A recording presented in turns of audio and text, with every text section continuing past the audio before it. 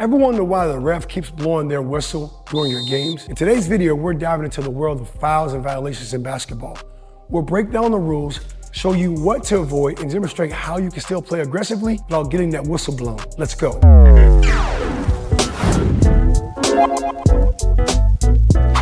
What is a foul in basketball? A foul is when you break the rules to create an advantage on offense or defense. What is a violation in basketball? A violation is an action that's not allowed in the rules of the game. That simple. So what I want to cover in this video is 4 categories of fouls and what I deem to be the 4 most important violations that you must understand to learn to become exceptional when you play. Let's get it. Legend has it that the late, great Kobe Bryant every year would study the rules book of the NBA. And he would do that to learn to become what I call at Attack Basketball exceptional to the rules. But the only way you become exceptional to any kind of rules in life is you must know the rules to play to the rules. So that's why I'm doing this video. I'm using this chair as an example, so follow me and use your creative imagination as I unlock the ways you can still play aggressively without that whistle getting blown to you. There's 4 categories of fouls. The first category is called a personal foul. A personal foul is illegal contact. Defensively, what can that look like? If an offensive player, I'll put it this way, is driving, they have the right to drive straight. They have the right to go around me. They can't go through me. However, if I impede their progress of going straight illegally, meaning they were going, I bump them off their line. Now, I might bump them once, but if I keep bumping them continuously off their line, that's illegal contact. That's called a blocking call. Non-verbally, referee blows the whistle. They'll give a sign that looks like this non-verbally to the scoring table so they know to call a blocking call. That's a personal foul against you. Offensively, what can illegal contact look like? It's called a charge. Non-verbally, this is the call. What happens? Now, chair's in position to play defense. I have the right to go around. I can't go through them technically. However, I go through them and knock them down.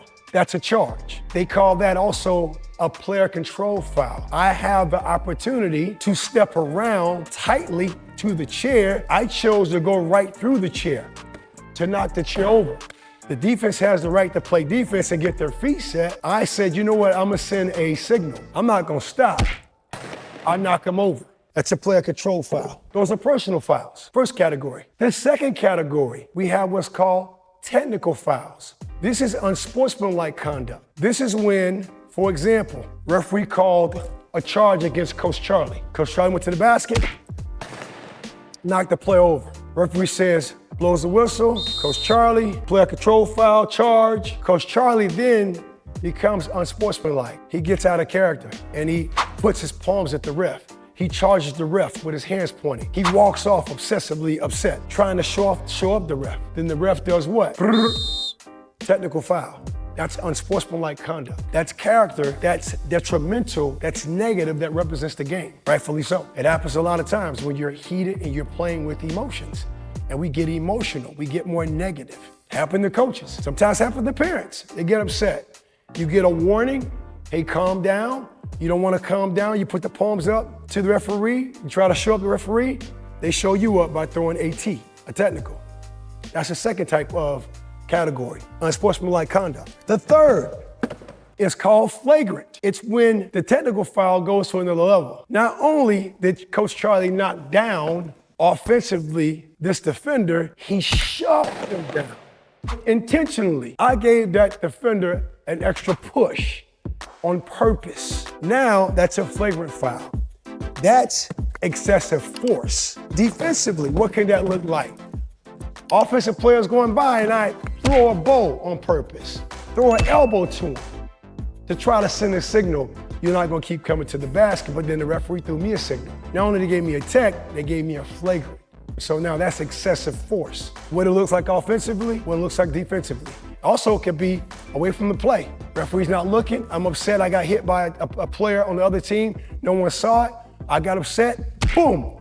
The fourth category of fouls is called a loose ball foul. It's when neither team has possession of the basketball. It's a loose ball, but yet here it is, opponent chair, Coach Charlie's going after the ball, and I decide, or accidentally, I run into the player, right? The chair has the right to go after the basketball just like I do, but I say ran into the chair, again, impeded their progress, they're gonna call a loose ball foul. So there's 4 categories of fouls that I want you to know. That's it, it's just 4. Now let me give you, out of all the violations that exist, I'm gonna give you the 4 that you must learn to understand how to become exceptional like Kobe Bryant. We're trying to reach 20,000 subscribers and we need your help. We roll out high quality videos every week to help you become a premium basketball player.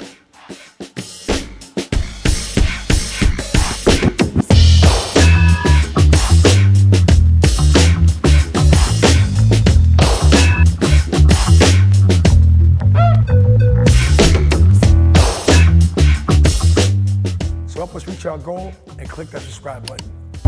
Okay, now here are the 4 violations I want you to know. Now here's a list of other violations I'm not gonna cover, but I wanna go over 4 that I think are crucial to gameplay that happen quite often. The first violation is called double dribble. It's when you put 2 hands on the basketball and dribble the basketball repeatedly. It accidentally happens sometimes when a defender may be coming in and you want to put your hand on the basketball because you may have gotten scared, may have become timid, it happens. You pick the ball up. You were intended to probably pass the ball, but then went back down because the person was not open. It happens. But however, an exception to the rule, double dribbles normally are called in the perimeter. But in the post area, if I caught the basketball and put 2 hands on it, that's called a power dribble. And because I'm in the post, the ref knows I'm powering up because I want to power to protect the basketball. And I'm saying P's on purpose as I catch it, power up to lift. The ref knows because I'm not dribbling again. You can power dribble in the post, and I'm saying these letter P's so you can remember it easily. Okay, so you have a double dribble. Backcourt violation, solution, ball, foot, and foot. You'd also say ball and feet. This brown area is the backcourt. This red area is the front court. Use your creative imagination with me. The backcourt is what you're defending when you play defense. The front court is where you're trying to control to play offense. The basketball to this red line. What backcourt violation states is when the ball commits over the red line to the front court, my feet must commit to go play offense. However, exception to the rule, if the ball is in the backcourt and 1 foot is in the front court, I have the right to step back.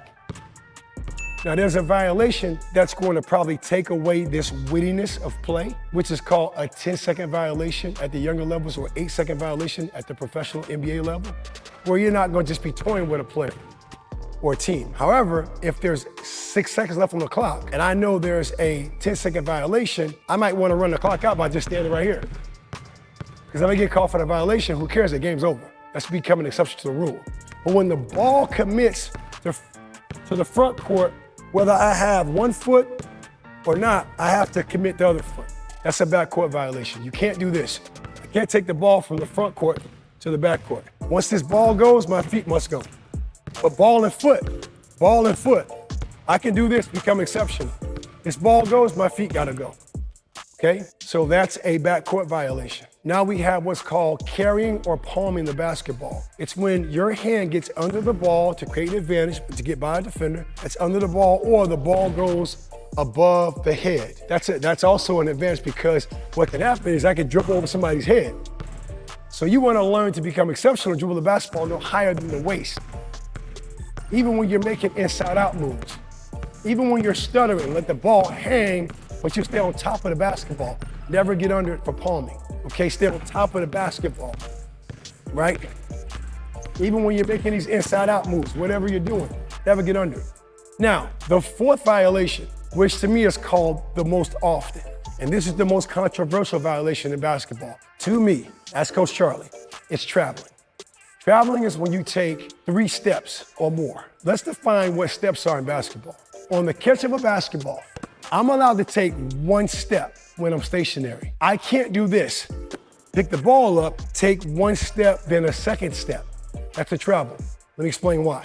See, on the catch, I have what's called a pivot foot, which is like, say right now, my left foot's my pivot foot. My lead foot is my right foot. That's the foot that can create the action. So if I'm stationary and still, I can't take off with the lead and lift up the pivot, or exchange the pivot, another way to say it. Because right now I'm saying that my right foot's the pivot and my left foot's the lead. That's a travel. However, to become exceptional to the rule, what I can do is I can take a step first and then dribble. When I step dribble, then I can lift the pivot foot to then create my actions of attacking. How you learn how to do it is you want to learn a 3-step process, literally steps. First step, second dribble, third lift. Step, dribble, lift. Notice my left foot, which is the pivot foot, it stays on the ground as I push off to peel. My toes are still on the ground. Then I lift it and go. Stay stationary and work on step, dribble, lift. See, step right, dribble right, lift left. Step, dribble, lift. See, you get better at it. Notice my foot on the ground. See, it's still down on the ground. I'm pushing off like on a skateboard, right? See, I'm pushing off. My foot stays on the ground, so I'm not called for a travel violation. Now let's talk about going into a shot or a layup. When you go into a shot or a layup, the footwork that you want to master is called 0-1-2. What I can't do on a shot is I can step into my shot. That's a 1-2. 1-2, but I have to commit to shooting. Or if I move, I have to move my left foot. I got to know the difference, okay? My left foot right now is my lead foot. I come into this, 1-2. My left foot is the foot that creates the action. I go into a layup, same concept, right? Boom, 0-1-2. See that foot's up in the air. See, it's called a 0 step. My right foot's up, I have the right to gather, then land, then commit to my shot, right? So it's like this, 0-1-2 up. 0 step. See, boom, 0-1-2 up. See, dribble, 0-1-2 up. That's how you take 2 complete steps. Coming into a shot, my foot closest to the basket, I will lift it. See, 0-1-2, lift up, score shot. 4 fouls, 4 violations. I want to be very thorough, but I also want to share with you how you become exceptional to the rules. This video was right on point for you because now when you study this spring and summer, when you get back to the fall with your school team, you're gonna understand how to become exceptional and how to play through situations offensively, defensively, because you understand what you can and cannot do to make sure that referee is not blowing that whistle. Let's get it. Hey, future game changers. Ever dream of driving to the hoop and scoring with unstoppable precision? Now imagine being the player who finishes strong under any pressure at the rim. We've got the golden key that turns this imagination into a reality. Our high percentage finisher course is your ultimate playbook to mastering the art of finishing. Whether it's a smooth floater, a dynamic help side finish like a Euro or a Pro Hop, an explosive attack to the rack, we cover it all.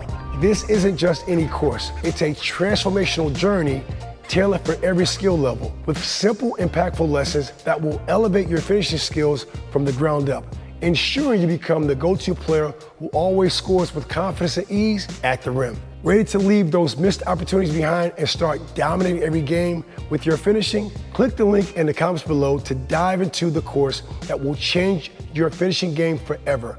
Let's unlock your potential and make you the high percentage finisher every team dreams of having on their team. Let's go.